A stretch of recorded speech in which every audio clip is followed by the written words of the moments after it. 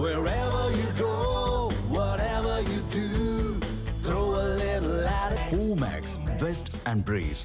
தமிழகம் முழுவதும் போதை கலாச்சாரம் அதிகரித்துள்ளதாக நாம் தமிழர் கட்சியின் தலைமை ஒருங்கிணைப்பாளர் சீமான் தெரிவித்துள்ளார். இதுகுறித்து காரைக்குடியில் அவர் அளித்த பேட்டியை மினி டாக்ஸ் பகுதியில் தற்போது நாம் பார்க்கலாம். அண்ணா பல்கலைக்கழகத்துக்கு மட்டும் என்ன நடந்தது?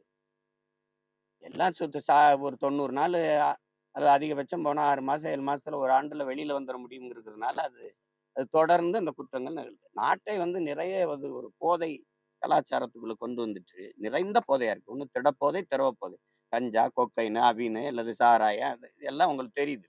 போதையில வச்சுட்டு நீங்க சட்டம் ஒழுங்கும் பெண்கள் பாதுகாப்பு அதெல்லாம் பேசிக்கிட்டு இருக்கிறது, திருட்டு கொலை இதெல்லாம் பேசிட்டு இருக்கிறது ரொம்ப வேடிக்கையானது.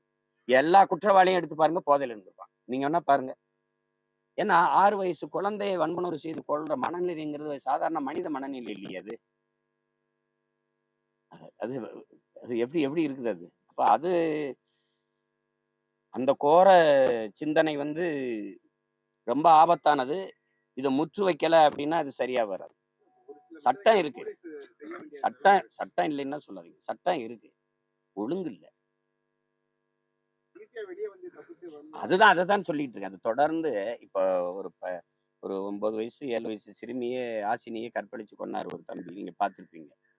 அவரு 90 நாள்ல வெளியில வந்துட்டாரு. 30 நாள்லயே வெளியில வந்துட்டாரு. நான் போய் அந்த வீட்டுல துயரம் கேட்டேன். எரிச்சு கொன்னு விட்டாரு, வன்புணர்வு செஞ்சு. அப்ப திருப்பி அந்த அம்மா அவர் அவங்க அம்மாவை கொன்னுட்டாரு. திருப்பி போய் விடுதலையாகி வெளியில வந்துட்டாரு. வெளியில தான் இருக்காரு. அப்ப இந்த இந்த இந்த இவர் எப்படி எடுத்துக்கிறது?